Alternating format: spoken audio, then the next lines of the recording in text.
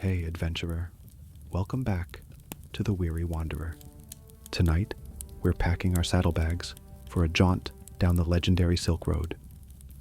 We'll be trudging in the worn-out sandals of a camel caravan leader to uncover precisely why managing a colossal train of goods, animals, and surprisingly fragile humans from the heart of China to the markets of Samarkand was an exercise in prolonged, multifaceted suffering that would make a stoic weep.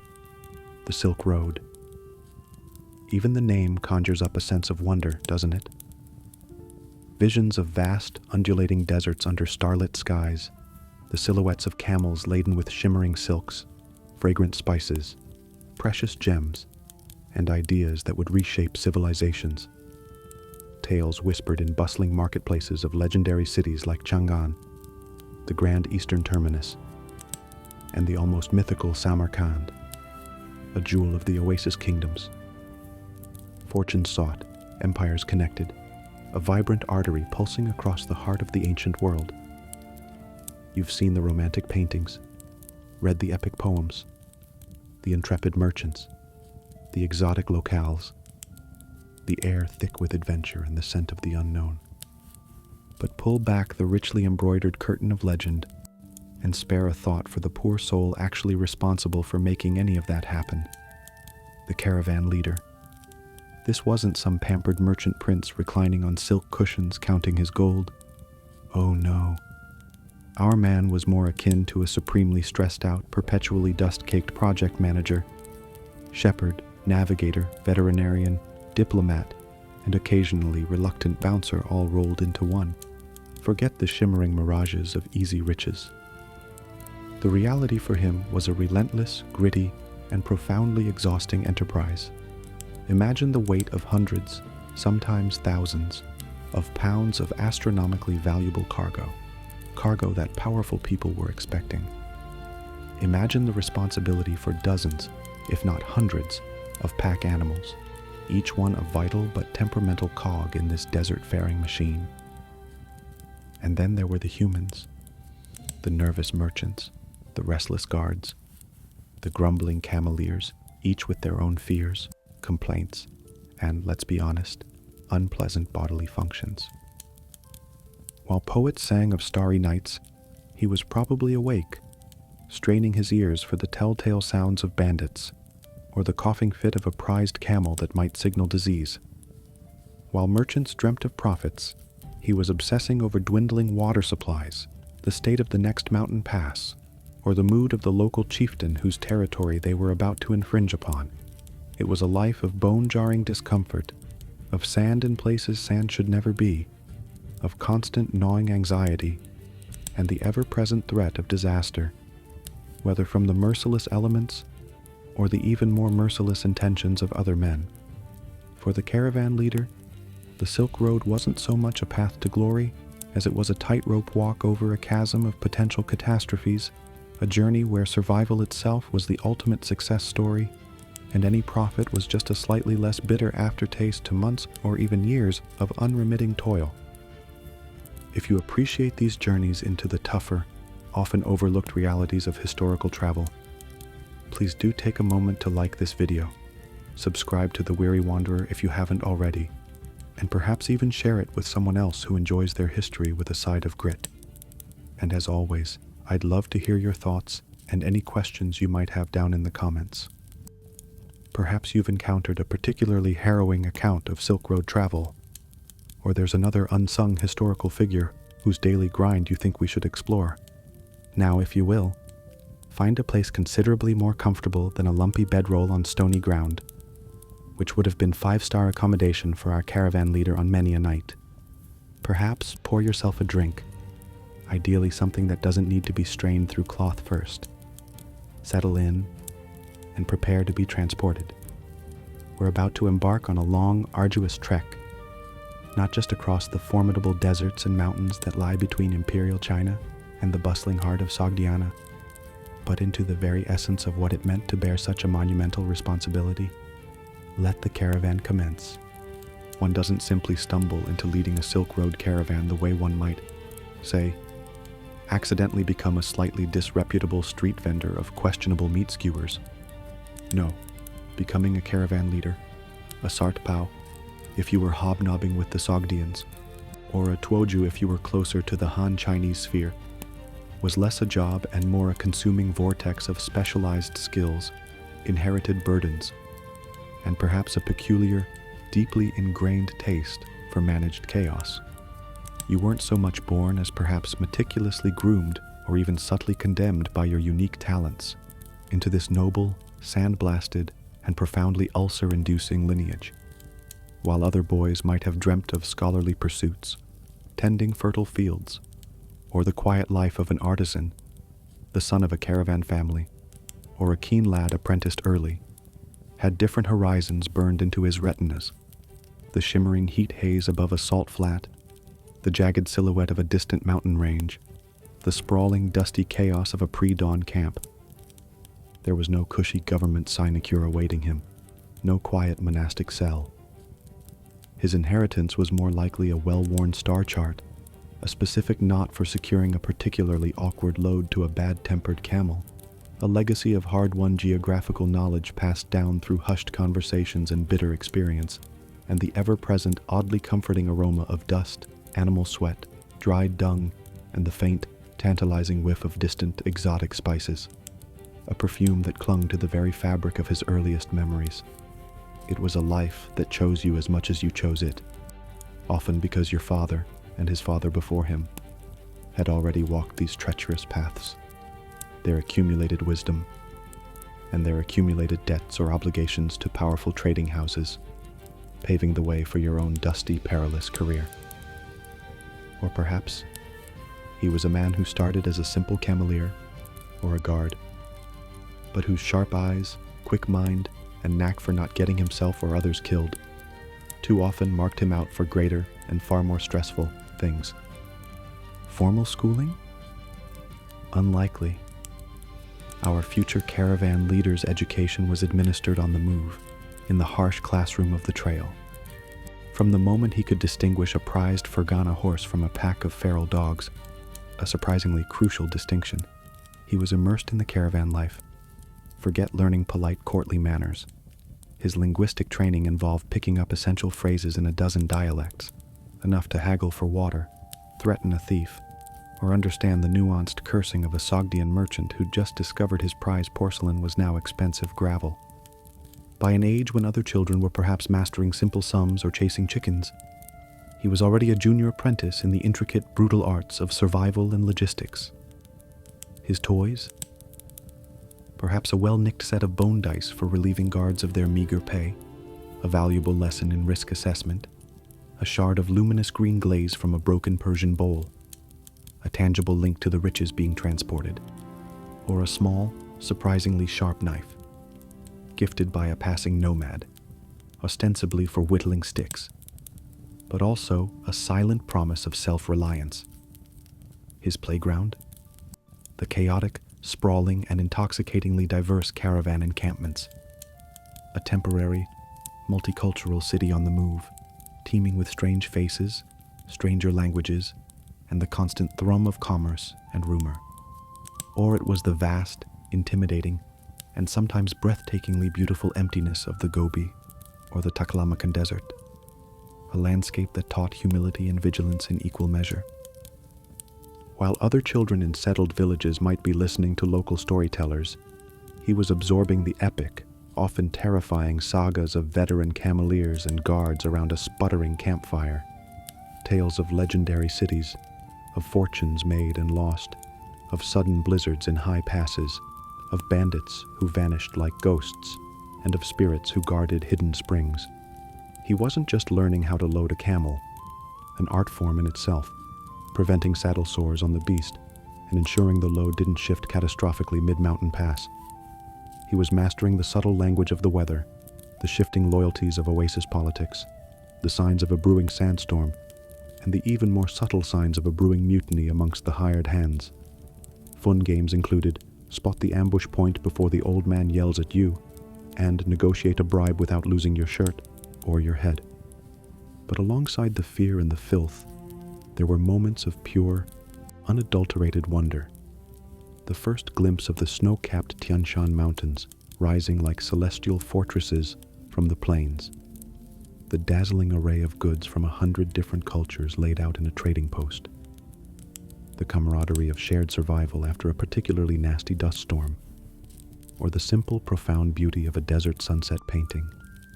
The dunes in hues of orange and purple. Fleeting moments that perhaps planted the seed that this life, for all its horrors, was also a life of unparalleled scope.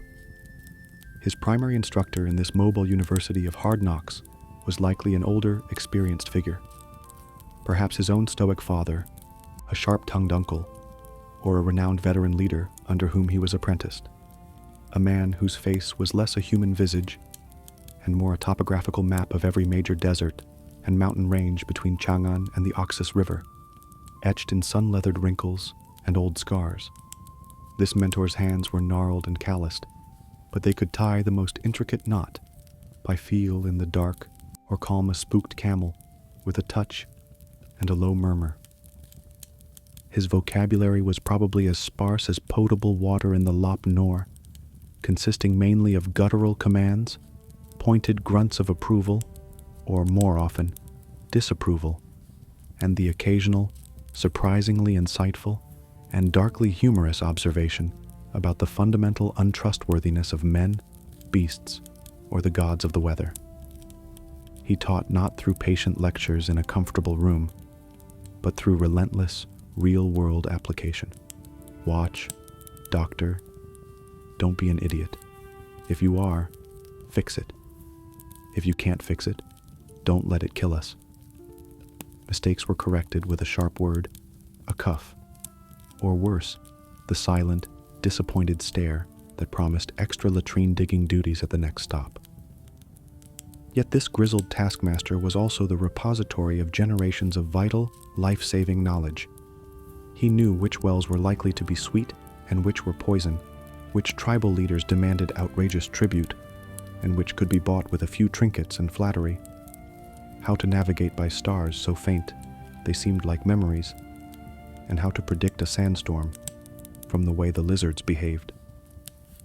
He was the one who'd point out the almost invisible track of a scouting party hours before anyone else, or diagnose a sick camel by the slight droop of its ears. And sometimes, just sometimes, around the low-burning dung fire, fueled by a rare skin of fermented mare's milk, he might unbend. He might share a story not of bandits or blizzards, but of the time he'd outsmarted a notoriously corrupt toll official, or describe the unbelievable splendor of the emperor's court in Chang'an, or the almost sacred tranquility of a hidden Buddhist shrine carved into a cliff face 1,000 miles from anywhere.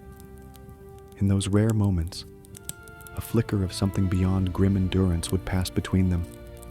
A shared understanding of the immense challenges, yes, but also of the profound, almost addictive allure of being one of the few men on earth capable of threading these dangerous vital arteries of the world.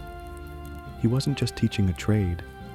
He was passing on a key to a kingdom of sand and stars, a kingdom where only the toughest, smartest, and perhaps luckiest survived to tell the tale. The respect, when finally earned, was as solid and enduring as the mountains themselves. Holidays, paid sick leave, the concept of a day off. Such delightful fantasies were about as common for a Silk Road caravan leader as a polite and well-reasoned debate with a band of desert raiders.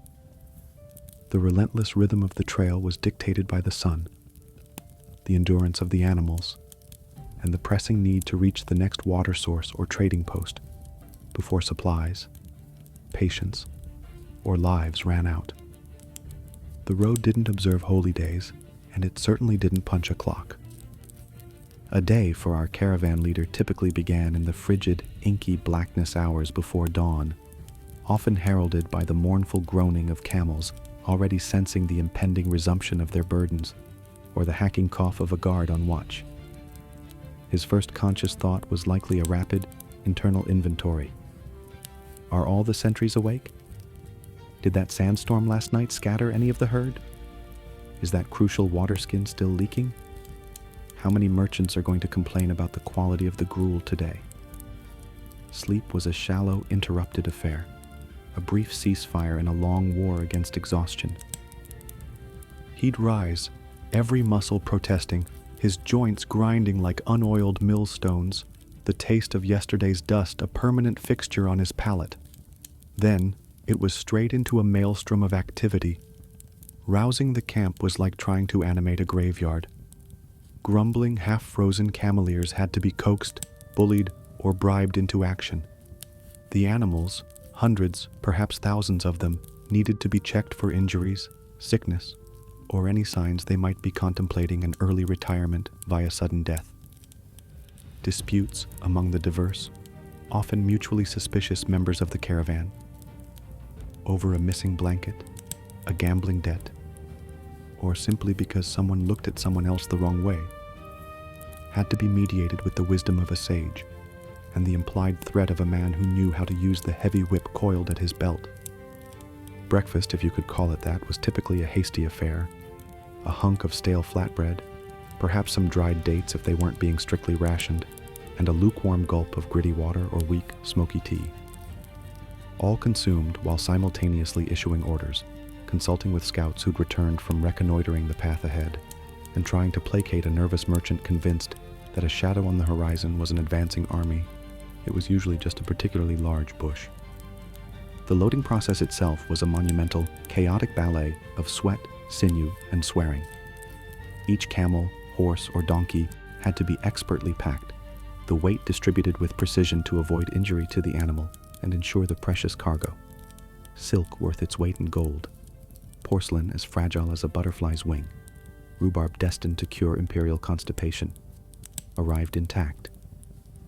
A poorly secured load could mean disaster on a narrow mountain ledge, or a ruined reputation at the journey's end. And then, the departure. If by some miracle of organization and sheer force of will, the entire sprawling caravan, a ribbon of life stretching sometimes for miles, managed to lurch into motion in a reasonably orderly fashion, as the first rays of the sun clawed their way over the horizon, our caravan leader might permit himself a fleeting, internal flicker of grim satisfaction. It wouldn't last. The moment was merely a prelude to hours upon hours of trudging, riding, and relentless vigilance under a sun that quickly became a tormentor.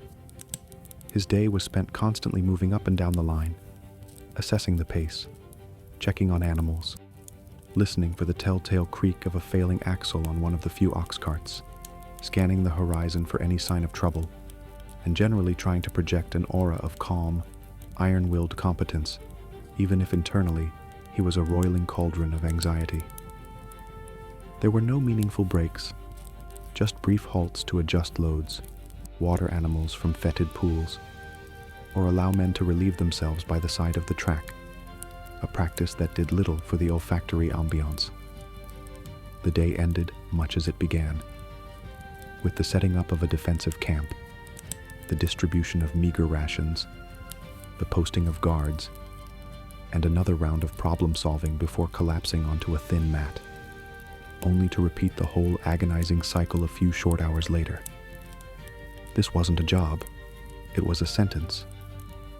The environments traversed by the Silk Road caravans were not merely passive backdrops. They were active, often malevolent, participants in the daily struggle. The Taklamakan Desert, the place of no return, or go in and you'll never come out, wasn't so much a geographical feature as it was a sentient beast with an insatiable appetite for caravans. Its towering sand dunes, sculpted by relentless winds into waves hundreds of feet high, could shift and change with terrifying speed, burying landmarks, swallowing trails, and disorienting even the most experienced guides. The heat in summer was a physical blow, capable of cooking a man in his own clothes, the air shimmering with mirages that promised water but delivered only madness. In winter, the same deserts could be shockingly cold, with sub-zero temperatures and biting winds that offered no shelter. And the sun. Oh, the glorious, merciless sun. It was less a life-giving orb and more a celestial blacksmith's forge, perpetually cranked up to 11, determined to bake the moisture from your body, crack your lips, and sear your eyeballs, despite the narrowest of squints. It beat down relentlessly, reflecting off pale sand or barren rock with a blinding intensity. The wind, its constant companion, was rarely a refreshing zephyr. More often it was a hot, parched rasp from the throat of some ancient desert djinn, flaying exposed skin with invisible knives of sand, filling eyes, ears, and nostrils, and ensuring that every mouthful of food came with an unwelcome seasoning of grit. Or it could be a bone-chilling gale sweeping down from the high plateaus, finding every chink in your clothing and threatening to freeze you solid in your saddle. Flash floods in seemingly dry riverbeds could appear with terrifying suddenness, a roaring wall of water capable of sweeping away animals and men. Mountain passes, like the formidable Pamirs or the Tian Shan, presented their own unique set of horrors. Knife-edge trails, altitude sickness that could incapacitate grown men, sudden blizzards that could trap a caravan for weeks, and the ever-present danger of rock falls or avalanches. Yet even this brutal, unforgiving world could, on rare occasions, offer up moments of such stark, breathtaking, and terrifying beauty that they could momentarily stun a man into forgetting his misery. A sunrise over the vast, silent ocean of the Gobi, turning the endless dunes from bruised purple to burning gold, could feel like witnessing the dawn of creation itself. The impossible clarity of a desert night, far from the smoke and haze of settlements, where the stars blazed with a ferocious intensity, felt close enough to touch. The Milky Way, a shimmering river across the infinite black. The sudden, miraculous appearance of a vibrant green oasis after weeks of traversing monochrome desolation, the sight of date palms, the sound of actual running water, was a vision of paradise, however fleeting. The sheer, daunting scale of a mountain range like the Kunlun Shan, its snow-capped peaks piercing a sapphire sky, could inspire a profound sense of awe, a reminder of human insignificance in the face of such timeless grandeur. These were not gentle, comforting beauties. They were wild, untamed, and often dangerous, but they were undeniably powerful, perhaps even a perverse incentive for those with a certain cast of mind. Life on the caravan was an assault on the senses, a daily immersion in a symphony of discomforts and a miasma of unpleasant aromas, punctuated by the occasional, surprisingly vivid, or even valuable, sensory input. The soundtrack of the Silk Road was rarely soothing. Dominating the soundscape was the incessant, mournful groaning and bubbling digestive protests of the camels, a sound that would become as ingrained in a leader's mind as his own name. Add to this the creak and groan of leather harnesses and overloaded pack saddles, the metallic clang of cooking pots, the sharp crack of whips, the incessant shuffling of thousands of hooves and feet on sand or stone, and the constant polyglot babble of human voices, shouting commands, haggling, arguing, singing mournful, off-key songs, or muttering prayers in a dozen different tongues, from Persian to Turkic to Chinese. At night, the howls of distant wolves or jackals, the rustle of unseen creatures in the scrub, or the eerie whistle of wind through rock formations added a layer of unease. And insects. The relentless, high-pitched whine of mosquitoes in marshy areas, the angry buzz of horseflies, the click and scuttle of less identifiable nocturnal visitors. Yet, amidst this cacophony, there were other sounds. The rhythmic jingle of bronze bells hung from the lead camels, intended perhaps to ward off evil spirits, or simply to help keep the caravan from fragmenting in dust storms or darkness. The surprisingly melodic call-and-response songs of the cameleers from different regions, tunes that had probably been sung for generations to pass the endless hours. And in the larger trading posts, the chaotic but vibrant hum of a dozen languages being spoken at once, a testament to the far-reaching connections of the road. Physical comfort was a forgotten dream. The caravan leader lived in a state of perpetual grime. Sweat, dust, and animal filth caked his skin and clothes, creating a second, abrasive hide. The sun burned his face and hands to leather, while the wind chapped his lips and stung his eyes. Saddle sores were a constant companion for those who rode, and aching feet and joints for everyone. Insect bites from mosquitoes, fleas, lice, and biting flies raised itchy welts that often became infected from scratching with filthy fingernails. In colder regions, chilblains and frostbite were serious threats. The jarring motion of a camel's gait or the endless plodding on foot sent jolts of pain through every bone. His hands would be calloused, cracked, and frequently cut or bruised from handling ropes, animals, and equipment. The olfactory landscape of a caravan was, to put it mildly, robust. The primary note was undoubtedly eau de camel, a potent, musky, and deeply pervasive aroma emanating from hundreds of sweating, flatulent beasts. This was layered with the sharp tang of their urine and the more earthy scent of their dung, the latter being a valuable fuel source, but not exactly fragrant. Add to this the smell of unwashed human bodies, rancid animal fats used for cooking or treating leather, stagnant water from dubious wells, poorly cured hides, and occasionally the truly stomach-turning stench of a diseased animal, or, heaven forbid, a human corpse awaiting a hasty burial. But then, amidst this festival of foulness, other, more intriguing and infinitely more valuable scents would intrude. The sudden sharp fragrance of wild thyme or mint crushed underfoot, the delicate, almost floral aroma of high-quality tea being brewed by a wealthy merchant, and most tantalizingly, the ghost of the cargo itself, the heady, sweet perfume of spikenard, the woody richness of sandalwood, the sharp medicinal tang of rhubarb, or the almost imperceptible but incredibly precious scent of musk or ambergris, leaking faintly from a heavily guarded, triple-sealed chest.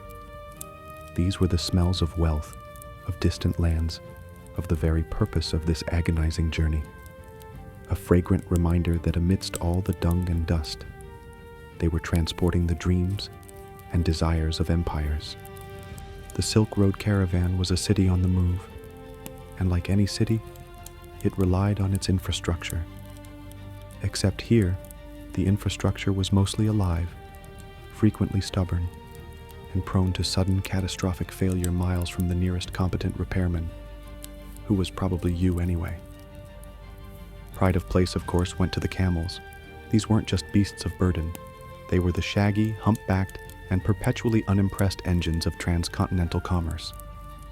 The two-humped Bactrian, a native of the cold deserts of Central Asia, was the real heavy lifter, a stoic, shaggy behemoth capable of hauling hundreds of pounds of silks, tea, or rhubarb across terrain that would make a mountain goat pause. Their ability to subsist on thorny scrub that would kill a lesser herbivore, and to go for days without water, was legendary. However, this resilience came packaged with a profoundly grumpy disposition, a tendency to spit acrid green cud with surprising accuracy at anyone who displeased them, which was often everyone, and an infuriating habit of collapsing dramatically if they felt even slightly overloaded or existentially weary. They were also prone to a host of delightful ailments.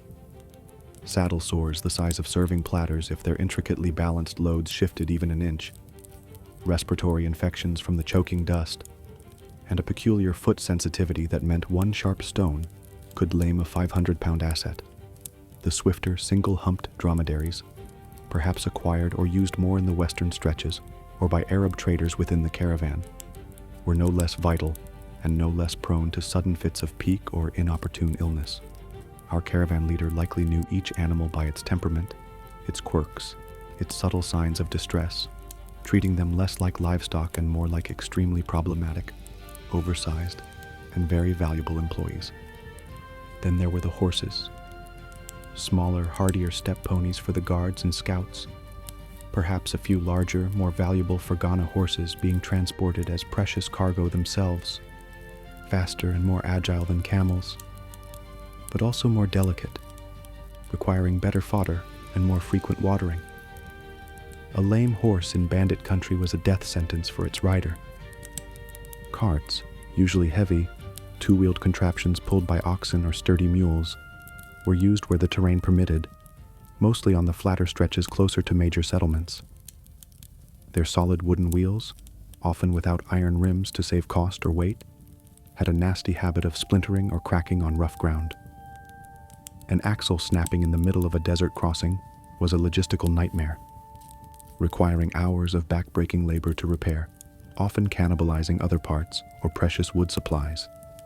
Ropes, woven from coarse animal hair, hemp, or flax, were the sinews that held the entire enterprise together.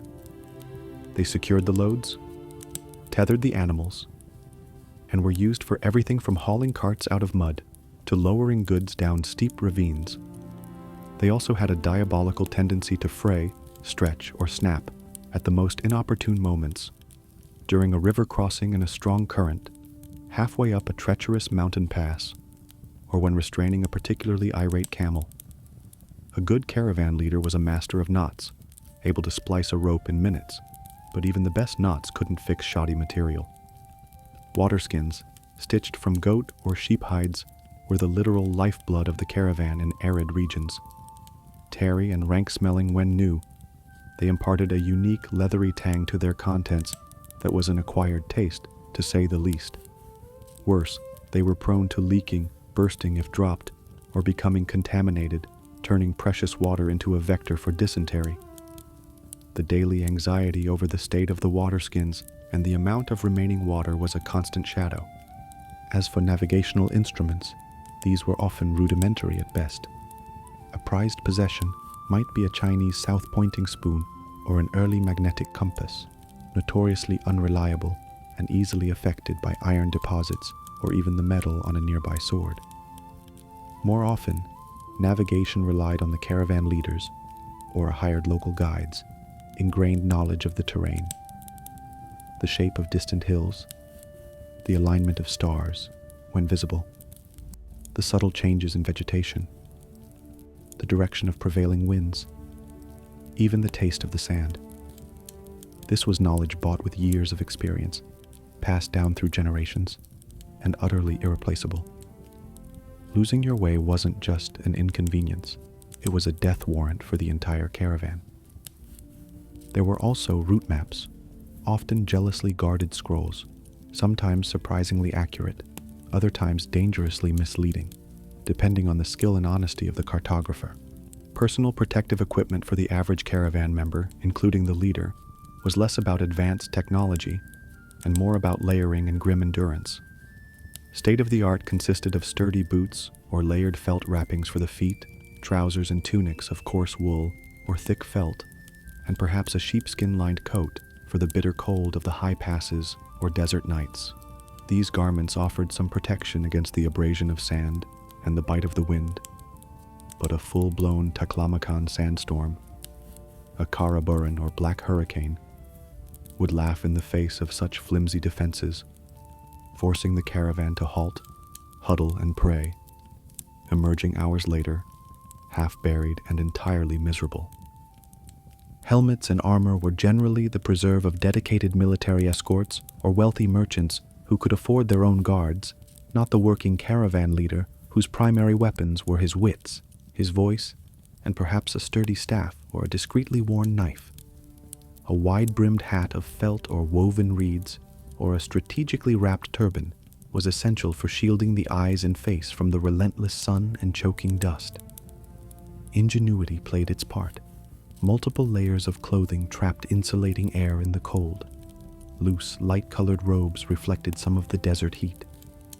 But ultimately, protection was less about deflecting the elements and more about cultivating an almost inhuman capacity to endure them. Scars from frostbite, sunburn, and windburn were worn like campaign medals. The relationship between the caravan leader and his tools, especially his animals, was a complex tapestry woven from frustration, dependence, and a deep, grudging respect. He cursed the camel that suddenly decided to stage a sit-down strike in the middle of a narrow pass, delaying the entire column for hours. He despaired at the cartwheel that chose the rockiest part of the trail to disintegrate. He muttered imprecations at the waterskin that had developed a pinhole leak, wasting precious liquid gold. And yet, These fickle, infuriating instruments were his livelihood, his responsibility, the very means of survival for himself and everyone under his charge. So despite the daily betrayals, he oversaw their care with a meticulous, if often exasperated, attention. Camels had their pack sores cleaned and salved with jealously guarded ointments, often of dubious but time-honored ingredients. Their loads were adjusted and readjusted a dozen times a day to ensure comfort and balance.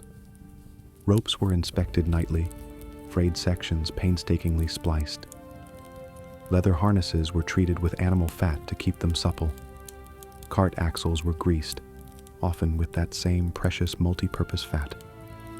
It was an unholy matrimony, a bond forged in shared hardship, mutual exasperation, and absolute, non-negotiable interdependence. The leader's survival, and that of his caravan, depended entirely on keeping these flawed tools functioning. And sometimes, just sometimes, something akin to affection could flicker. A leader might develop a particular fondness for an old, scarred Bactrian camel that had seen him through a dozen desperate situations. A beast whose grunts and groans he could interpret as accurately as any human language. An unspoken understanding could pass between man and beast in the vast, silent emptiness of the desert. A shared veteran status in the long, brutal war against the road. These were not pets. They were partners in survival, and their loss was felt not just economically, but sometimes in a strange, unsentimental way, personally. The tools might fail him, but they were his tools, and his mastery over them, however imperfect, was what stood between a fortune made and a pile of bones bleaching in the sun. By the time our caravan leader reached an age that a coddled city merchant might consider his prime, say 35 or 40, his body was already a well-catalogued museum of occupational hazards, a creaking, groaning testament to the Silk Road's uniquely aggressive form of physical therapy. Premature aging wasn't so much a risk as it was an entry requirement on the job application, had such a thing existed. His face, perpetually exposed to sun, wind, and sand, would be a leather mask of deep-etched wrinkles, crisscrossed with the fine lines of 1,000 squints against the desert glare, making him look a decade or two older than his actual years. These weren't just wrinkles. They were a roadmap of past journeys, each line a story of hardship endured. His spine, after years of jolting atop a camel or endless trudging over uneven ground, likely resembled a poorly stacked cord of firewood, each vertebra grinding against its neighbor with an audible protest. Chronic back pain was as much a part of his daily attire as his dusty turban. His joints, knees, hips, shoulders would sing their nightly arias of agony, a discordant symphony of pops, clicks, and deep, resonant aches, especially when the desert cold crept in. Arthritis wouldn't be a future concern, it would be a current, grumbling companion. And his hands, oh, his magnificent ruined hands. They wouldn't be the soft, beringed appendages of a wealthy trader, but gnarled, powerful tools, more akin to the weathered roots of an ancient tamarisk tree, calloused to the consistency of old leather, scarred from countless encounters with rough ropes, recalcitrant animals, and makeshift repairs. They were permanently stained with the grime of the trail, the dyes of exotic goods, and occasionally, the dark patina of animal or human blood. Yet these same battered hands could tie a life-saving diamond knot in pitch darkness during a blizzard, assess the quality of silk by touch alone, or deliver a surprisingly gentle nudge to a sick camel. His feet, if he often traveled on foot alongside the animals, would be broad, flattened, and perpetually aching, the skin thickened and cracked. Even if he mostly rode, the constant pressure in stirrups, or the need to dismount and walk on treacherous terrain, took its toll. Hernias, from heavy lifting or straining, were a common affliction, a painful, bulging reminder of a moment's overexertion. Dental health would be atrocious. Coarse, gritty food, chronic dehydration, and a complete lack of anything resembling dental hygiene meant that toothaches, abscesses, and missing teeth were par for the course.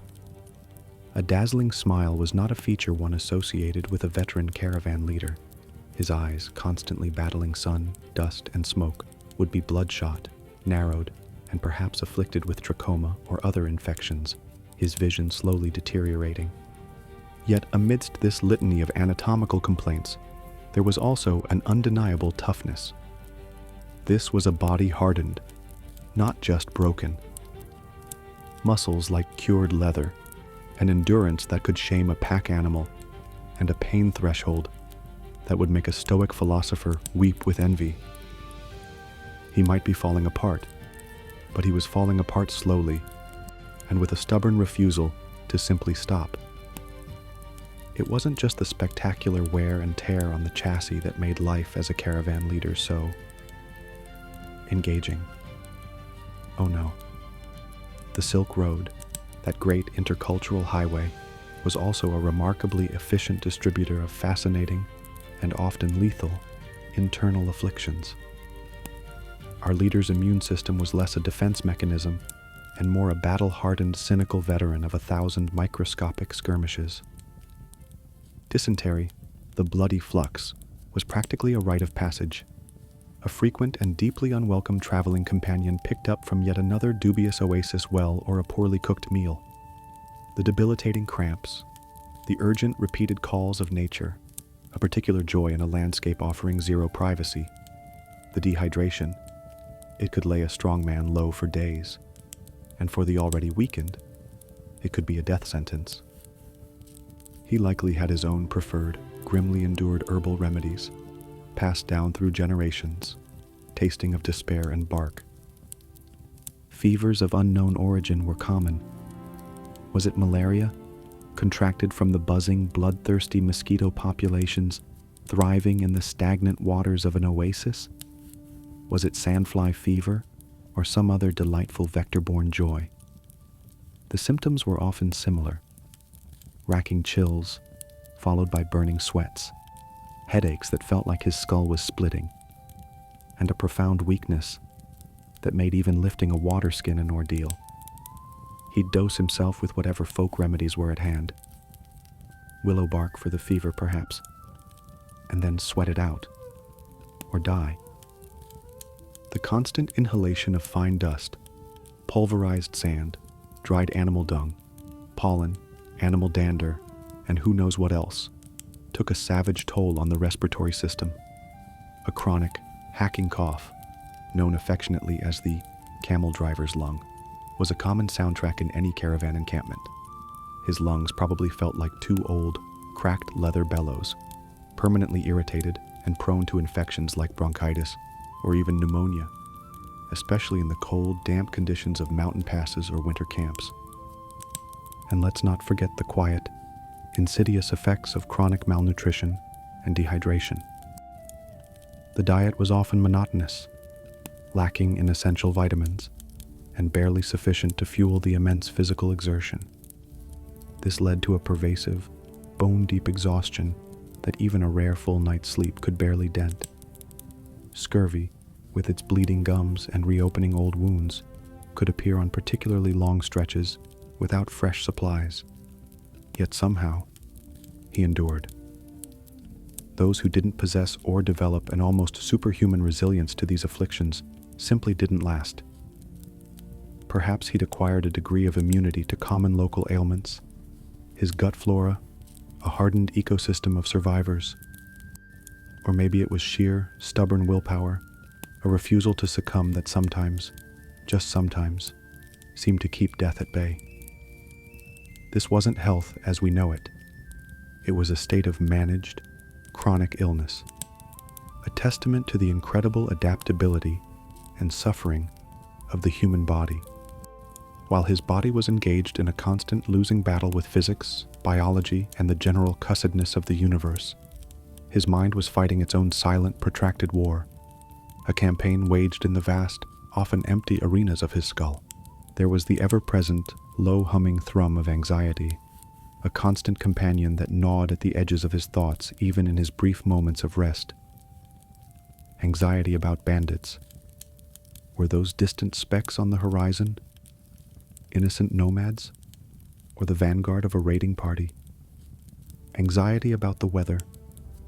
Would that ominous cloud bank unleash a flash flood, or would the sun continue its merciless assault for another waterless week? Anxiety about the health of the animals. Was that prize Bactrian's cough just a cough, or the start of a plague that could wipe out half his transport? Anxiety about the morale of the men. Were their grumbles just the usual complaints, or the prelude to mutiny? Anxiety about the security of the cargo. Was every seal intact, every bale secure? Anxiety about the trustworthiness of the next local chieftain whose territory they had to cross. Would the agreed-upon tribute be enough, or would there be new, extortionate demands? This wasn't just worry. It was a crushing weight of responsibility, where a single miscalculation could mean ruin, starvation, or violent death for dozens, even hundreds of people. Then there was the sheer soul-crushing monotony of certain stretches of the journey. Day after day of identical featureless desert, the same plodding pace, the same rhythmic groans from the camels, the same unchanging horizon. This could be as mentally taxing as the moments of acute terror, grinding down the spirit, fostering a sense of futility. This was punctuated by moments of sheer terror, a sudden ambush, getting caught in a blinding sandstorm, realizing a crucial water source had dried up. The whiplash between boredom and mortal fear was a brutal psychological cocktail. His inner world likely became a fortress of stoic resignation and hard-bitten pragmatism. There was little room for sentimentality.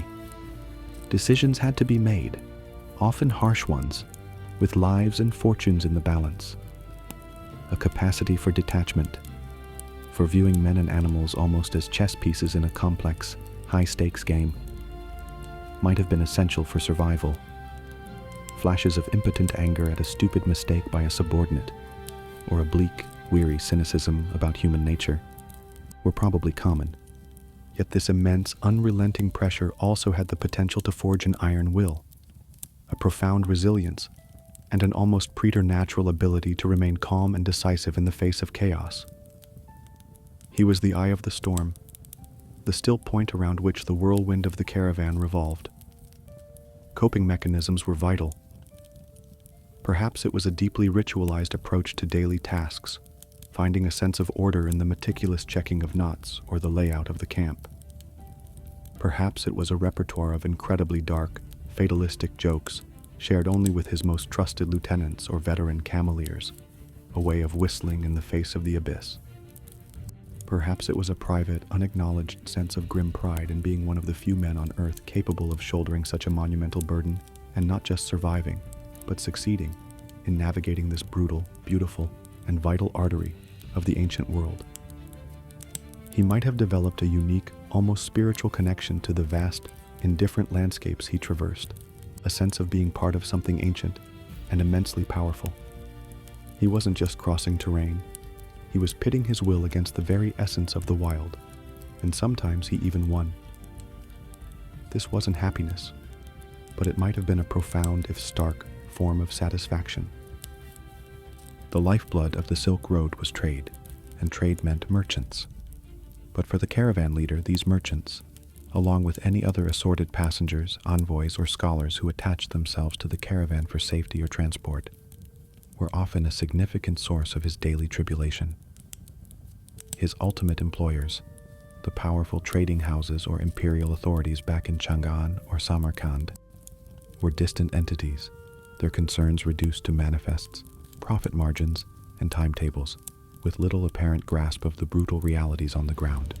Their displeasure, however, could travel much faster than any caravan. More immediate were the merchants themselves, a diverse and often trying bunch. There was the perpetually anxious silk merchant from Suzhou, a man whose nerves seemed as frayed as the edges of his finest brocades. He'd hover over his precious bales, wringing his hands at every jolt of the camels, convinced that each sway and bump was a conspiracy to ruin his wares. He'd complain about the pace, too fast for his delicate cargo, too slow for his impatient creditors. The dust settling on his silks, and the quality of the evening stew not up to the standards of his esteemed palate. Then there might be the arrogant envoy from some petty oasis kingdom or a more significant imperial power, bedecked in slightly too fine robes for desert travel, demanding extra water rations for himself and his retinue, the choicest camping spot, preferably upwind of the camels, a constant battle, and generally expecting the deference due to a potentate, despite being utterly useless in any practical sense. His complaints about the lack of comfort or the quality of the local fermented mare's milk were legendary. One might also encounter the meticulous scholar or devout pilgrim, perhaps a Buddhist monk on a sacred journey to the West for scriptures, a Nestorian Christian missionary heading east to spread the word, or a Manichaean elect seeking converts. These individuals often traveled light in material goods, but heavy in opinions and questions. They'd be scribbling endless notes on bamboo slips or parchment, observing local customs with unnerving intensity, attempting to learn new languages with varying degrees of success, and sometimes trying to engage the caravan leader in profound philosophical discussions when all he wanted to do was figure out how to cross a flooded river without drowning everyone.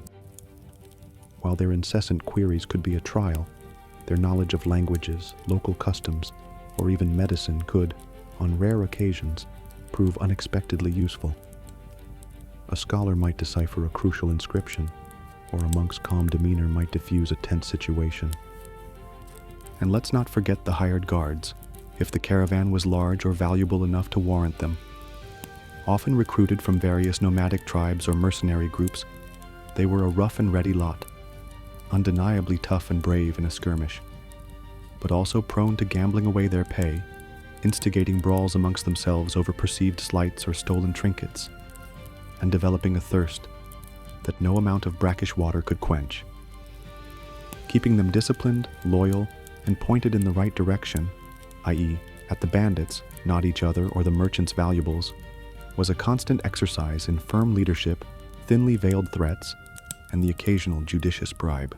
The caravan leader had to be a master diplomat, a stern taskmaster, a patient negotiator, and an amateur psychologist, all while projecting an aura of unshakable confidence. He had to soothe the silk merchant's fears, manage the envoy's ego, deflect the scholar's more inconvenient questions, and keep the guards from murdering each other or deserting. It was like running a chaotic, mobile, multicultural asylum. However, amidst the friction, there were sometimes sparks of genuine human connection. A merchant, his anxieties temporarily forgotten by a shared campfire, might recount a fascinating tale of a distant port city he'd visited, its wonders and dangers. A scholar might share a newly translated poem or a startling insight about the stars used for navigation. These were small, fragile bridges built across chasms of culture and self-interest, brief reminders that even in this harsh environment, shared humanity could occasionally surface.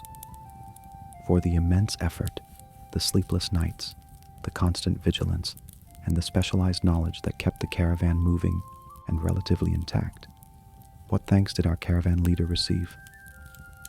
More often than not, a profound and resounding silence, or at best, the grudging acknowledgement that he hadn't completely failed yet.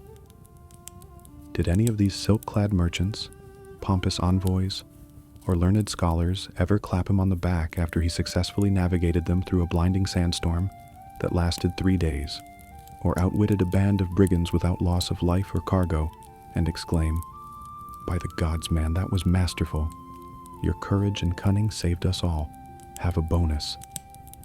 Highly unlikely. Gratitude was a luxury item, rarely traded on the Silk Road, at least not in his direction.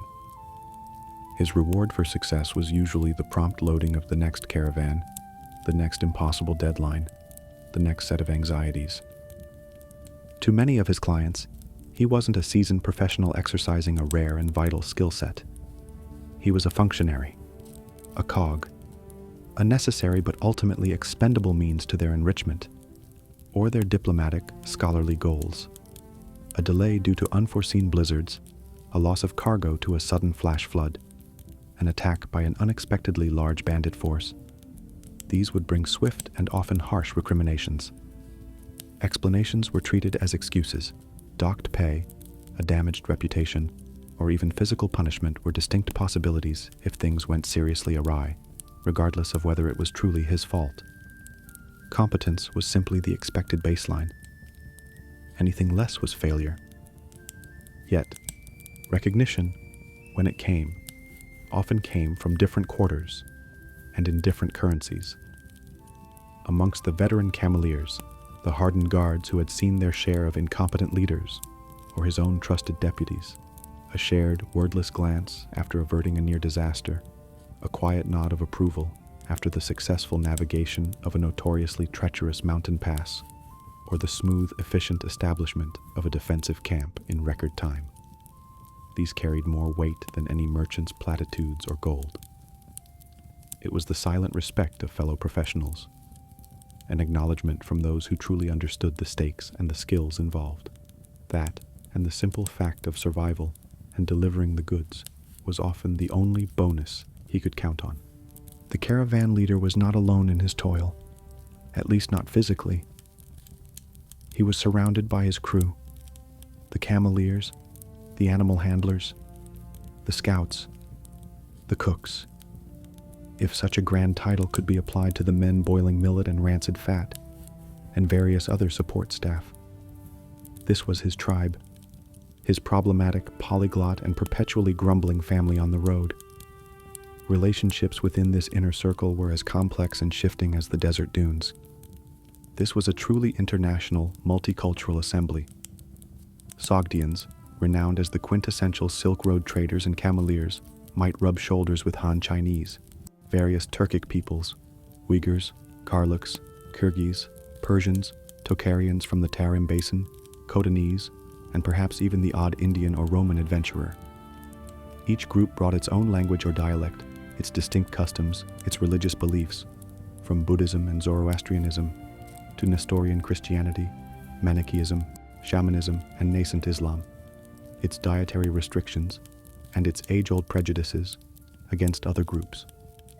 Managing this melting pot, or more accurately, this simmering pot, was a significant part of the leader's daily challenge. Misunderstandings could escalate quickly from glares to shouted insults to drawn knives. And yet, from this cauldron of shared hardship, fragile bonds of camaraderie could be forged. Around a sputtering dung fire at night, passing around a skin of fermented kumis or a pipe of harsh tobacco, men from vastly different worlds might find common ground. Jokes, usually coarse, and revolving around universal themes of bodily functions, bad food, or the perceived stupidity of their superiors, when the leader was out of earshot, naturally, would be exchanged in a pidgin cobbled together from half a dozen languages. Stories would be told of past journeys, of legendary creatures in distant mountains, of fortunes made and spectacularly lost, of women in faraway cities. These moments of shared humanity were fleeting but vital, pinpricks of light in the overwhelming darkness of the daily grind. There was an unspoken, often brutal pecking order. Veteran cameleers who knew every trick of managing their obstinate charges, and every secret waterhole commanded a certain respect. Seasoned guards, scarred and taciturn, were given a wide berth. Newcomers, or those perceived as weak or lazy, were often subjected to bullying or assigned the worst tasks. Theft within the caravan was a constant worry, and justice, when meted out by the leader, had to be swift, decisive, and visible to maintain order. But in moments of extreme crisis, a sudden bandit attack, a member of the caravan falling into a ravine, a prized animal collapsing from exhaustion, surprising acts of selfless bravery and solidarity could emerge. Men who had been squabbling over a piece of dried meat hours before might risk their own lives to save a comrade, bound by the unwritten code of the road. Today you, tomorrow me. These were not necessarily acts of friendship, but of mutual dependence, a raw understanding that their individual survival was inextricably linked to the survival of the group. The caravan leader had to foster this sense of reluctant unity, knowing when to rule with an iron fist and when to show a moment of calculated compassion, turning this volatile mix of humanity into a cohesive, if deeply dysfunctional, unit capable of facing the myriad dangers of the Silk Road. Dining as a Silk Road caravan leader was less a culinary experience and more a daily exercise in refueling the human machine with minimal fuss and even less pleasure. The concept of a balanced diet would have been as alien as the idea of a paved highway. Sheer, unadulterated monotony was the main course, every single day. The staple, the very bedrock of this gastronomic adventure, was usually some form of grain, coarse millet, hearty barley, or perhaps cracked wheat if they were feeling extravagant. This would be boiled in a communal pot, often with water of questionable provenance, into a thick, joyless, glutinous mass. Flavor was generally provided by whatever dust, insects, or stray animal hairs had decided to join the party in the cooking pot. Salt, when available and not prohibitively expensive, was a treasured commodity, making the gruel slightly less soul-destroying. This carbohydrate-heavy foundation was sometimes supplemented by dried meat. This was typically stringy, tough as a camelier's boot, and of an origin best left unexplored. Whether it was mutton, goat, or something more exotic that had met an untimely end, it was usually heavily salted and sun-dried to a consistency that required serious dental commitment. Fresh meat was a rare luxury, dependent on a successful hunt by one of the guards, a gazelle, a wild sheep, perhaps even a plump marmot if they were in the right terrain. Such an event would be cause for a veritable feast, the meat roasted over an open fire, gnawed directly from the bone, the taste of scorched fat, a fleeting moment of pure, primal bliss.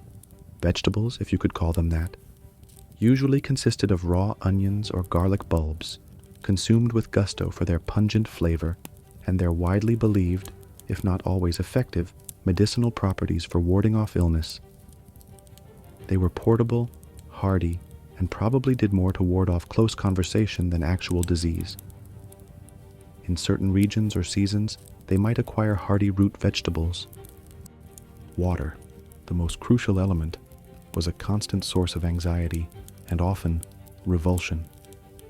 It was hauled in water skins made of animal hide, which imparted their own unique, leathery bouquet.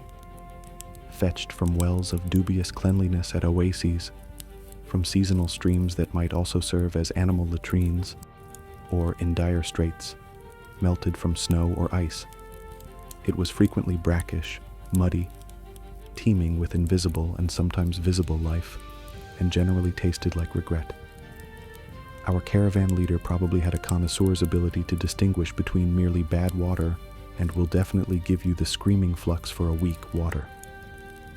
Tea, if they were fortunate enough to be carrying it as cargo or had it as part of their supplies, especially if Han Chinese were prominent in the caravan, was usually brick tea. Chunks of this compressed, low-grade tea were shaved off, pounded and boiled, creating a smoky, bitter, but warming brew that was more about ritual and caffeine than refined flavor. For some of the steppe peoples accompanying the caravan, kumis, fermented mare's milk, was a cherished beverage. It was an acquired taste, to be sure, often described as a fizzy, alcoholic, slightly sour yogurt, but it provided valuable calories, vitamins, and a not insignificant alcoholic kick that could temporarily soften the harsh edges of reality. Were there rare treats? Absolutely. And they were prized beyond measure. A handful of dried dates, figs, or apricots, hoarded like treasure, and eaten slowly, one by one.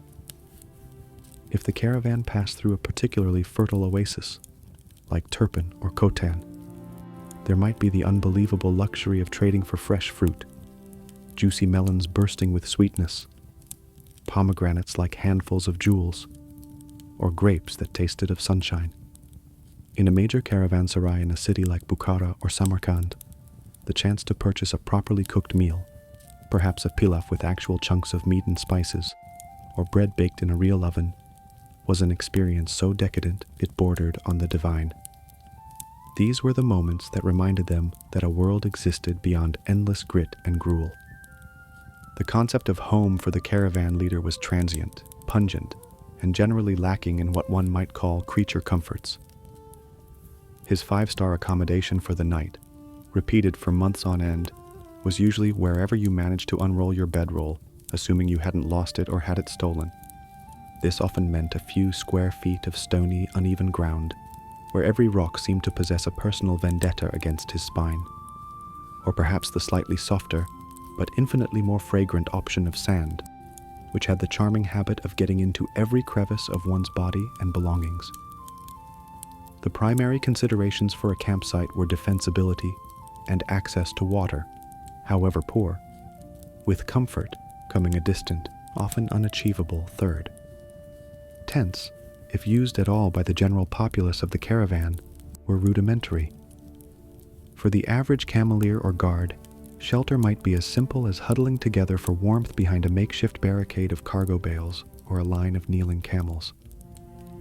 The camels, while providing a decent windbreak, also contributed their own unique olfactory and auditory ambiance throughout the night, a symphony of gurgles, groans, and eye-watering flatulence. The caravan leader himself might possess a small, coarse felt or goat hair tent or yurt, perhaps shared with his closest deputies or a particularly valuable piece of cargo. This offered some respite from the biting wind, the morning dew, or the worst of a light rain, but provided little effective defense against determined insects, scorpions, snakes, or the ever-inquisitive desert rodents. Privacy was a concept as alien as regular bathing. One performed one's bodily functions with an air of studied nonchalance, slightly apart from the main camp if one was feeling modest, but always within sight or earshot. The smells and sounds of dozens, if not hundreds, of humans and animals living in close proximity were a constant companion. The undisputed height of luxury in terms of shelter was arriving at a caravanserai in a larger oasis town or city. These fortified compounds, often built of sturdy mud brick, were the ancient world's equivalent of a truck stop and motel combined. Here, behind actual walls, was a degree of security from bandits and the elements. There might be individual cells or shared rooms, still incredibly basic, perhaps just a raised mud platform to sleep on, a central courtyard for the animals, and even vendors selling food or fodder. The noise, the crowds, the overwhelming smell of humanity and livestock packed densely together, and the constant risk of theft or disease were still present. But compared to the open desert, a caravanserai could feel like a palace. It was a place to resupply, repair gear, gather information, and most importantly, feel relatively safe for a night or two. The simple act of sleeping with a solid wall between oneself and the wilderness was a comfort deeply cherished. The notion that night was for 8 or even 4 hours of uninterrupted blissful slumber was a charming fairy tale, best enjoyed by those not currently responsible for several 100,000 imperial currency units worth of silk and a few dozen easily panicked human lives. Sleep for the caravan leader was a shallow, fitful affair, a series of brief, exhausted truces in his ongoing war against disaster. If he wasn't jolted awake by the agonizing throb of his protesting muscles, the gnawing emptiness of his stomach, the insistent buzzing of a mosquito conducting a reconnaissance of his ear canal, or the unwelcome scuttling of something unpleasantly chitinous across his face, there were plenty of other diversions to ensure he remained sleep-deprived. Even when not formally rostered for watch duty, the caravan leader slept with one ear, and probably one eye, open. He was attuned to any unusual sound that broke the normal nocturnal rhythm of the camp, the nervous whicker of a horse that might signal a predator or approaching humans, the stealthy footfall of a potential thief slinking between the bales, the distant rumble that could be thunder or the hooves of a raiding party, the subtle shift in the wind's howl that might herald an approaching sandstorm. His senses were on a permanent hair trigger. Emergency tasks were a regular feature of his nights. Animals, spooked by a wolf's howl or a nightmare of their own, might break their tethers and attempt a stampede. A sudden torrential downpour, rare but devastating in the desert, could could threaten to soak unprotected cargo like silks or tea, requiring a frantic scramble to cover everything. A man might fall suddenly ill, crying out in delirium and disturbing the entire camp. A fight could break out amongst the guards over a gambling dispute, requiring his forceful intervention.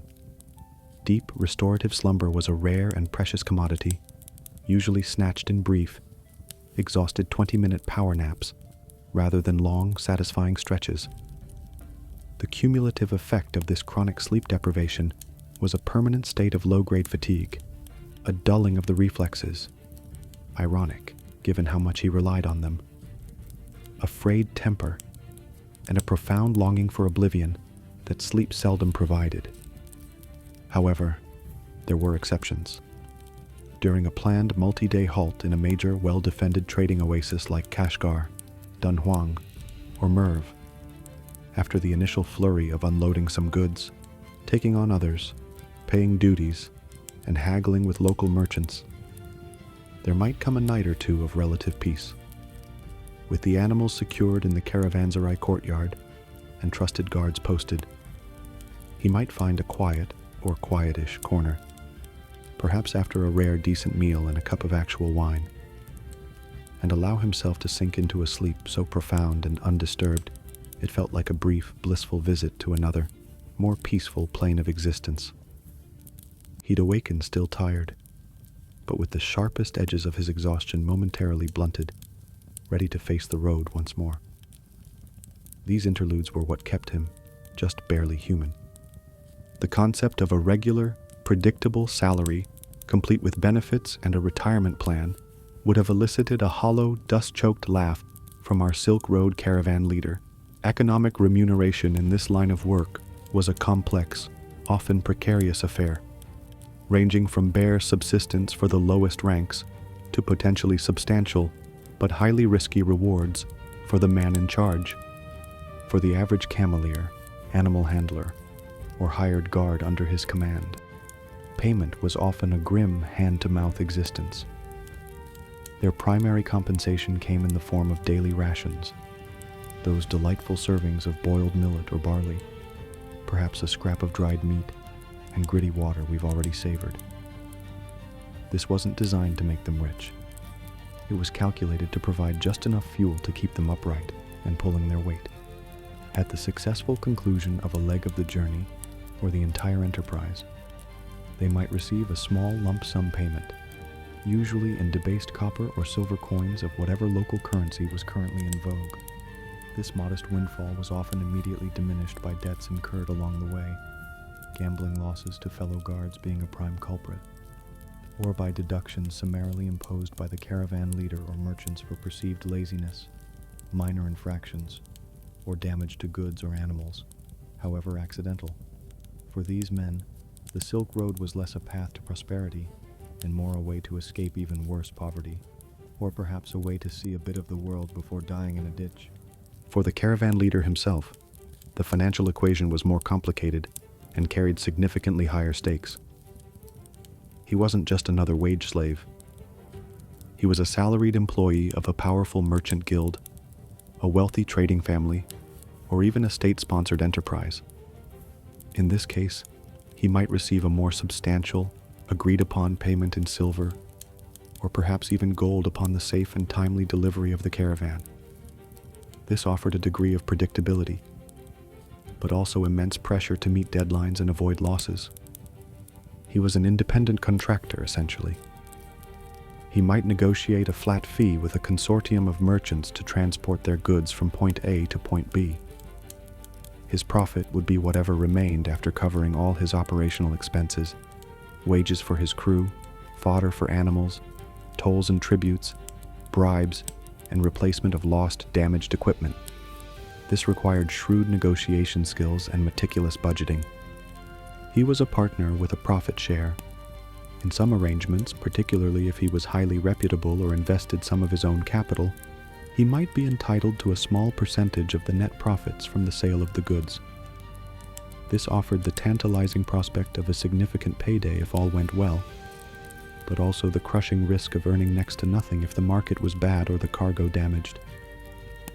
He was a trader in his own right, Very commonly, the caravan leader would have the right to transport a certain volume or weight of his own goods for personal trade, free of freight charges. This private venture was a crucial part of his potential earnings. He might invest in local specialties from one region, say sturdy woolen carpets from Khotan, to sell at a profit further down the line in Sogdiana or Persia. The success of this personal speculation depended entirely on his knowledge of distant markets, his ability to source quality goods cheaply, his haggling prowess, and of course, the caravan actually reaching those markets with his goods intact. And then there were the deductions and unexpected costs that could plague even the leader. Loss or damage to the main cargo, whether through accident, banditry, or natural disaster, could result in severe financial penalties, sometimes regardless of his personal culpability. Delays could also incur fines from impatient merchants. The need to pay exorbitant tolls or gifts, read bribes, to local chieftains or rapacious officials along the route could eat significantly into his margins. One poorly chosen route, one misjudged river crossing, one outbreak of disease among the camels could turn a potentially profitable journey into a financial disaster, leaving him in debt or with a severely damaged reputation, his most valuable asset. While a string of successful, well-managed caravans could allow a leader to accumulate a modest fortune, build a fine house in a trading city, and gain considerable status, it was a wealth built on a knife edge of risk. There was a profound, almost tragicomic irony woven into the economic fabric of the Silk Road.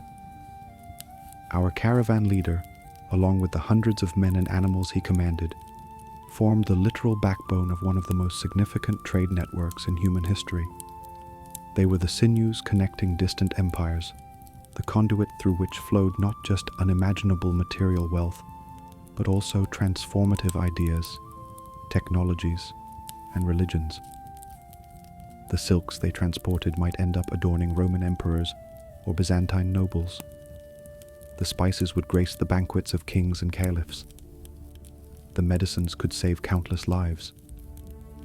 The religious texts they carried, Buddhist sutras, Nestorian gospels, Manichaean hymns, would reshape cultures and civilizations. The collective value of the goods in a single large, well-laden caravan could be astronomical, enough to fund armies, build palaces, or endow monasteries. And for this pivotal role in the grand theater of global commerce, as we've seen, the average cameleer received enough to not quite starve, his pockets perpetually dusty. The caravan leader himself, while standing a chance of earning a respectable living, certainly better than a peasant farmer or a struggling city artisan, was hardly amassing the colossal fortunes of the sedentary merchant princes in Chang'an, Samarkand, or Antioch, whose goods he risked his life, limb, and sanity to transport. They were the ones who reaped the lion's share of the profits, often from the comfort of their counting houses, while he was out battling sandstorms, bandits, and dysentery. He moved mountains of tangible wealth. Yet his own financial security often remained as precarious and unpredictable as the weather in the Pamirs. One disastrous journey could wipe out years of hard-earned savings and shatter his reputation, leaving him with little more than his scars and bitter memories. He facilitated fortunes, but often possessed little lasting capital himself, beyond his skills and his name. The caravan leader's already challenging financial existence was further complicated by a host of external factors over which he had absolutely no control. The grand sweep of geopolitics, economics, and even epidemiology constantly buffeted his fragile enterprise. A new imperial decree from the Chinese Son of Heaven in Chang'an, perhaps restricting the export of certain grades of silk or imposing heavy new taxes, could drastically alter the profitability of a journey before it even began. Conversely, a new road-building initiative, or the establishment of more secure garrisons along a stretch of the route, could make travel safer and more appealing, at least temporarily. Warfare was a constant shadow. A major conflict between, say, the Tang Empire and the Tibetan Empire, or between various Turkic khaganates vying for control of the steppes, could close down entire sections of the Silk Road for months or even years. This would force caravans onto longer, more dangerous, and more expensive detours, if they could travel at all. Even minor skirmishes between local tribes could make a vital pass or oasis suddenly perilous. The rise and fall of empires directly impacted trade routes and their safety. A strong, stable power like the early Tang dynasty or the Samanid Empire in Transoxiana could foster trade and protect caravans. The fragmentation of such an empire often led to a patchwork of petty warlords, each demanding their own exorbitant tolls and offering little in the way of actual security. Economic conditions in distant lands had ripple effects. A plague in Byzantium or Persia could decimate the demand for luxury Chinese goods, causing prices to plummet just as a caravan arrived after a year-long trek. Currency fluctuations or the widespread debasement of coinage in one region could turn goods bought dear in one market into a losing proposition in another. A bad harvest in an agricultural region might mean less surplus available for trade, or conversely, create a desperate demand for imported grain if the leader was shrewd or lucky enough to be carrying it. Occasionally, a particularly astute and well-connected caravan leader might be able to profit from such chaos. Early intelligence about a coming famine, a shift in political alliances making a previously dangerous route temporarily safe, or knowledge of a sudden craze for a particular exotic good in a distant court could lead to a windfall. But these were rare exceptions.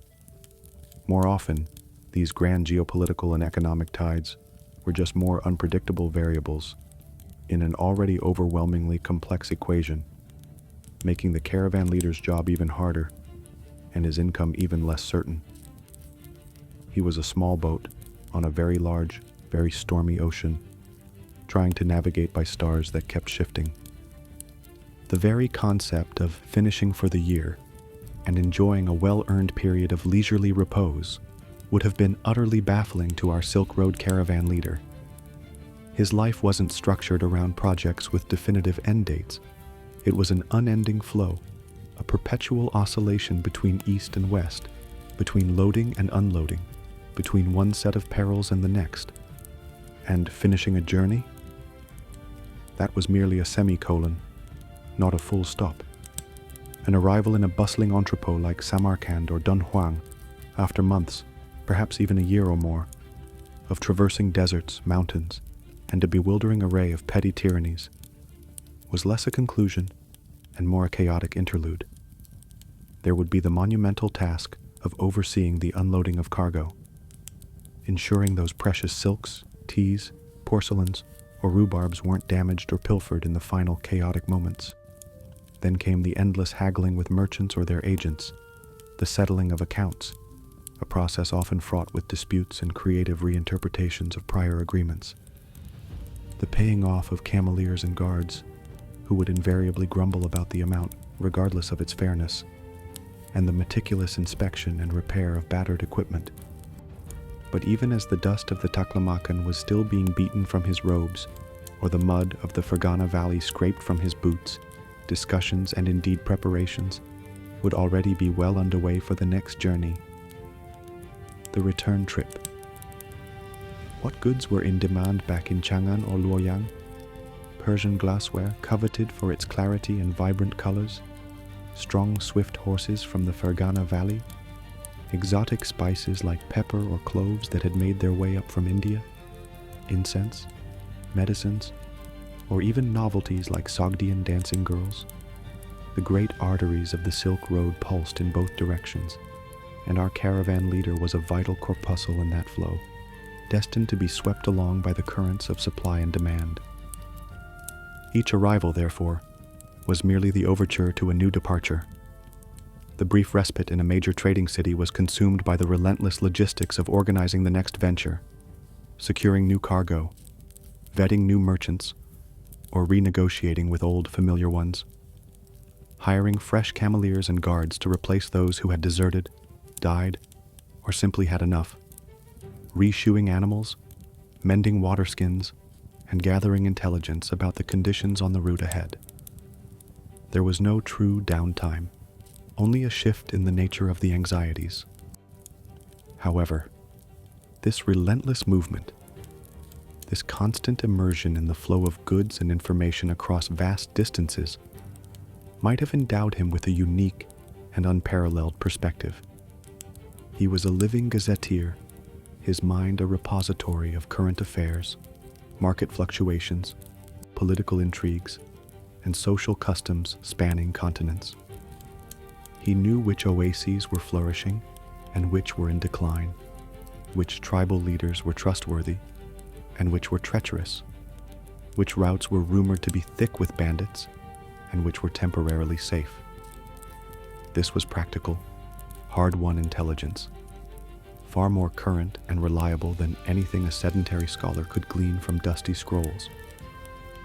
He was, in a very real sense, one of the best informed men of his age, his knowledge not theoretical but visceral, etched into his memory by experience. Our caravan leader was not engaged in a career one could easily abandon if one suddenly developed a passion for, say, artisanal pottery or contemplative goat herding in a quiet mountain valley. His life was inextricably tethered to the grand, indifferent rhythms of the seasons and the insatiable, ever-shifting demands of transcontinental commerce. The high mountain passes, the Pamirs, the Tian Shan, the Kunluns, were often only reliably open for a few precious months each year, dictating departure and arrival windows with the brutal inflexibility of a natural law. Missing that window could mean being trapped by snow for months, a death sentence for the caravan. Trade goods themselves were often seasonal. Contracts were signed, advances taken, obligations incurred to powerful merchant houses or imperial bureaucracies. To default on these was not just a financial catastrophe, but could also have dire personal consequences in an era where debtors' prisons or even enslavement were distinct possibilities. Furthermore, what other skills did he possess that were as readily marketable in his world? An encyclopedic knowledge of camel ailments? The ability to navigate by the scent of the wind and the texture of the sand? A talent for shouting orders in 6 different languages, none of them politely? His entire identity, his reputation, his network of contacts, his very sense of self, were profoundly interwoven with the road. The smell of dust and camel dung, the creak of leather, the vast silence of the desert night, the constant low-grade hum of anxiety, mixed with the fierce pride of responsibility. These were the fabric of his existence. To leave it all behind might have felt like a kind of amputation, a silencing of a vital part of his being. He was a crucial cog in the great, creaking, sand-blasted machine of the Silk Road, destined to turn and grind until he broke, retired into impoverished obscurity, or was replaced by a younger, perhaps more naive successor. Yet, within this seemingly inescapable cycle, there might also have been a paradoxical sense of belonging. He was part of an ancient, vital, and deeply respected, if poorly understood by outsiders, tradition. He was one of the few men truly in the world, not merely observing it from the safety of a walled city or a quiet village. He was on the dangerous, bleeding edge of civilization, the man who literally made the connections happen. This demanding, brutal world was his world, and in it, he was a figure of consequence. It would be a grotesque insult to the reality of his existence to suggest that our caravan leader's life was filled with anything resembling joy in the modern, comfortable sense of the word. His daily reality was too harsh, his future too precarious for such delicate, easily bruised emotions. His baseline was more likely a stoic endurance, a weary resignation punctuated by moments of intense stress. Yet even in the deepest, darkest, dustiest pit of daily toil and gnawing anxiety, the human spirit, that stubborn, unkillable weed that insists on growing in the most improbable of places, can sometimes find the tiniest, most improbable crack of light. These weren't moments of effervescent happiness. They were harder, grittier, more akin to finding a surprisingly intact water skin after a week of leaks, or a patch of edible berries in an otherwise barren landscape. There might be a grim flicker of professional pride, an almost imperceptible tightening of the lips that passed for a smile, when, against all odds, he brought the caravan through a notorious bandit ambush site completely unscathed, thanks to his foresight in posting extra scouts, choosing an unexpected and more difficult route, or even successfully negotiating a toll that felt more like a victory than a ransom, or the quiet internal satisfaction of perfectly distributing the loads across 100 complaining camels before dawn, knowing each knot was secure, each animal as comfortable as it was ever going to be, ready for the grueling day ahead, a small piece of order imposed on a universe of chaos. Sometimes, an unexpected act of kindness or respect from an unlikely quarter could briefly illuminate the gloom. Perhaps a suspicious-looking tribal elder, after days of tense negotiation, suddenly offers a gift of fresh goat's milk and a genuinely useful piece of intelligence about the path ahead. Or a merchant, known for his incessant complaining, quietly shares a piece of hoarded dried fruit during a particularly bleak stretch. These were small affirmations of shared humanity in an environment that actively sought to strip it away. There was the simple, profound relief of reaching a major oasis after weeks spent traversing a barren, waterless wilderness, the sight of green trees, the sound of flowing water, however muddy, the promise of rest and resupply acting as a balm to his dust-weary eyes and parched soul. A shared, brutally dark joke with a trusted lieutenant or a grizzled old cameleer, a joke so black it would make a carrion bird blush, that perfectly encapsulated the sheer absurdity of their current predicament, could create a momentary bond of understanding stronger than any formal contract. Laughter, when it came, was often harsh and barking, but it was laughter nonetheless, a brief defiance of despair. And then there were those rare stolen moments when the sheer, stark, and often terrifying beauty of a landscape could ambush him, momentarily silencing the internal monologue of anxieties. A blood-red sunset painting an ocean of dunes in impossible colors.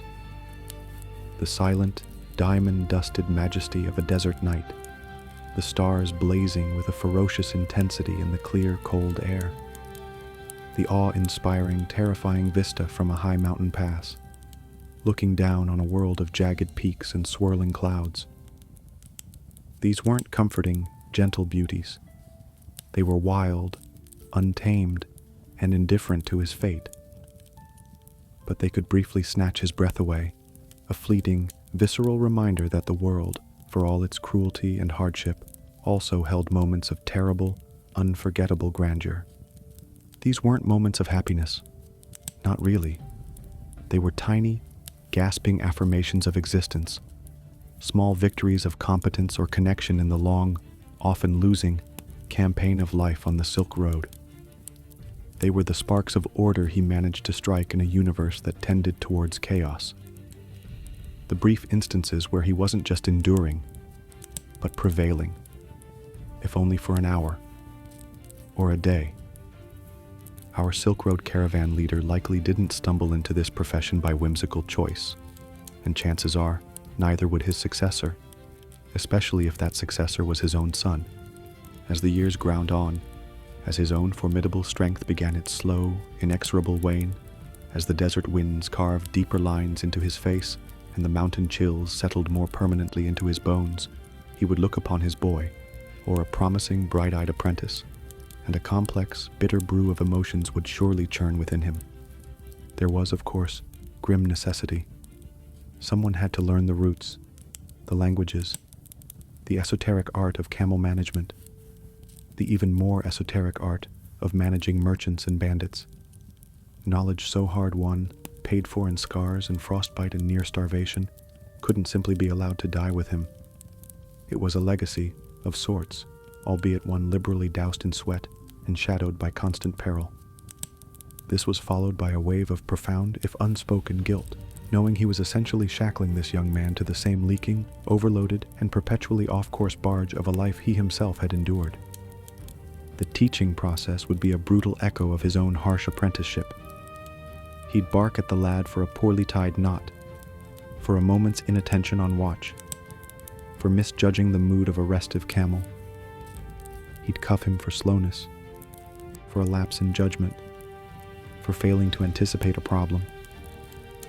patience was a luxury the road rarely afforded, and he had little of it left to spare. He would teach through relentless drilling, through exposure to hardship, through forcing the boy to observe, to deduce, and occasionally to fail, as long as the failure wasn't catastrophic enough to endanger the entire caravan. There would be no gentle pedagogy here, only the harsh lessons of survival. And the boy, or the apprentice, would look back with those wide, youthful eyes, a mixture of fear, filial duty, perhaps a flicker of youthful admiration for this grizzled, sun-cracked titan who was his father or master, and the dawning, dreadful understanding that this relentless, perilous, and profoundly uncomfortable existence was his glorious inheritance. He was being handed not a comfortable sinecure, but a crown of thorns woven from responsibility and risk. He was learning how to read the stars, yes, but also how to read the avarice in a toll collector's eyes and the desperation in the faces of his own thirsty men. The Silk Road, like a cruel and meticulous moneylender, always collected its debts, principal and interest, usually in flesh and bone. That chronic cough, once just an annoyance, now rattled his chest like dice in a cup, each spasm sending daggers of pain through his lungs. The arthritis, once a dull ache, now made gripping an essential tool like a knife or a waterskin, an exercise in pure, unadulterated agony. His vision, once sharp enough to spot a gazelle miles away, would be clouded and uncertain, making navigation by landmarks treacherous. The younger men, brash and full of vigor, would start to outpace him on the trail, their movements quicker, their endurance seemingly limitless, a painful mirror to his own fading strength. The overseer's gaze, or the critical eyes of the merchants who entrusted him with their fortunes, would now pass over him with a new kind of assessment, the calculating look of a man evaluating a worn-out tool, a beast of burden nearing the end of its useful life. The respect he had commanded might now be tinged with pity, or worse, impatience. There was no pension plan on the Silk Road, no comfortable retirement village for superannuated caravan leaders. When he could no longer reliably pull his oar, when his judgment faltered too often, when his body simply refused to obey his iron will, he became redundant, a mouth to feed without the hands or the stamina to fully earn it. If he was lucky, he might have saved enough to buy a small plot of land in some dusty oasis town, or a share in a tea house, where he could bore travelers with embellished tales of his exploits until his dying day. If he had a devoted son who had successfully taken over, he might be cared for out of duty or affection. But for many, the end was bleak. Cast aside, forgotten, left to the charity of a local monastery, or if he died on the trail, a shallow, unmarked grave by the side of that relentless road which had consumed his entire life. Emperors like Han Wudi, who pushed China's frontiers westward, or figures like Genghis Khan and Timur, whose vast empires later encompassed and reshaped these ancient routes, have their names carved indelibly in the annals of history. Their conquests, their decrees, their grand building projects are celebrated in epic poems, chronicled by court historians, and etched into stone monuments for all posterity. Their names echo through the centuries. But beneath the shadow of every triumphal arch, every magnificent mosque in Samarkand, every bustling marketplace in Chang'an that owed its vibrancy and wealth to the ceaseless flow of transcontinental trade, lay the unrecorded sweat, the unseen calluses, the uncomplaining endurance, and often the unburied bones of countless anonymous men like our Silk Road caravan leader. He wore no silken robes of state, unless it was to transport them for someone else. He commanded no armies in glorious set-piece battles, though he fought his share of desperate, brutal skirmishes against bandits and the elements. His name was not whispered in awe in the perfumed halls of power, nor was it likely to be found in the imperial archives, except perhaps as a name on a customs manifest, or a list of those contracted for a particularly arduous state-sponsored expedition. Yet, without his relentless, monotonous, bone-jarring toil, and that of his thousands of uncelebrated colleagues, the granaries of empires might have held less exotic tribute, the imperial courts would have been far less splendid, the treasuries lighter. The diffusion of technologies, papermaking going west, glassmaking techniques coming east, would have been slower, more arduous. The spread of religions, Buddhism making its way into China, Nestorian Christianity, and Manichaeism finding footholds along the Asian interior, and later Islam spreading with trade, would have lacked its most vital human vectors. He was the unseen ant, or rather, a whole colony of ants, laboring tirelessly, often thanklessly, to build and sustain the glittering, precarious mountain of intercontinental civilization, one dusty step, one precious bale of silk, one exhausted camel at a time. No statues were raised in his specific honor in the great squares of Antioch or Alexandria. No epic poems were commissioned to celebrate his 73rd successful crossing of the Taklamakan Desert, though such a feat was arguably more demanding than many a celebrated military campaign. His name, if it was ever recorded beyond a clay tablet receipt or a bamboo slip contract, has long since dissolved into the dust of those forgotten trails, or crumbled into illegibility in some obscure monastic library or merchant's strongbox. Yet his legacy, and that of the countless nameless caravan leaders, cameleers, guards, guides, and merchants who trod these paths for over a millennium, is everywhere, woven into the very fabric of the civilizations they connected. It's in the genetic makeup of the diverse populations that still inhabit the oases and mountain valleys along the Silk Road, a living testament to centuries of movement, intermingling, and yes, conflict. It's in the stunning Buddhist frescoes of the Mogao caves at Dunhuang, their creation funded by the wealth of the trade he facilitated, their imagery influenced by artistic styles that traveled with him. It's in the delicate porcelain that graced European tables centuries later, a distant descendant of the wares he carefully transported. It's in the shared artistic motifs found in Byzantine textiles and Chinese bronzes, a silent dialogue between distant cultures. It's even, tragically, in the devastating plagues, like the Black Death, that swept across continents, an unintended but inevitable consequence of these newly forged and intensely utilized global connections. He didn't just witness history from the sidelines, nor was he merely a passive victim of its currents. He was the current. He was the human vector, the anonymous, often unwilling agent of transmission for goods, ideas, artistic styles, technologies, languages, faiths, and diseases. He didn't just move cargo, he moved worlds. He physically connected them, and in doing so, he irrevocably changed them. So, the next time you marvel at the enduring legacy of ancient Chinese invention, the splendor of Persian art, the intellectual ferment of the Hellenistic East, or the complex, vibrant tapestry of Central Asian cultures, spare a thought for the forgotten Silk Road caravan leader. He sought no glory that outlasted his own fleeting, brutal lifetime, and by and large, he received none from the grand chroniclers of history. His daily existence, as we've explored, was a relentless litany of hardship, his rewards precarious, his comforts almost non-existent. Yet, in his unceasing labor, in his stubborn, almost inhuman endurance against crippling odds, in his hard-won mastery of a brutal and unforgiving world, he was far more than just a sufferer, more than a mere beast of burden, with slightly more complex anxieties.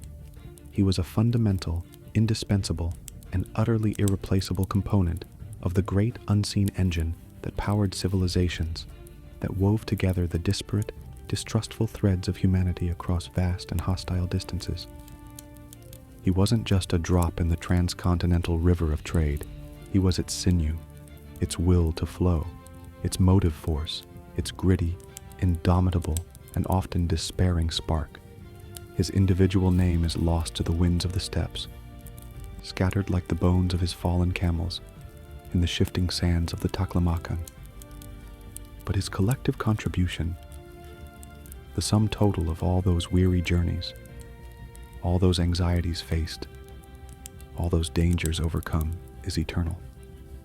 It is embedded in the very DNA of our interconnected world, a testament to the human capacity to endure, to connect, and to build something vast and lasting, even in the face of unimaginable suffering.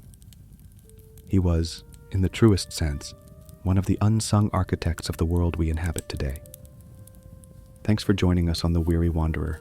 If you made it this far, you've got almost as much endurance as our caravan leader.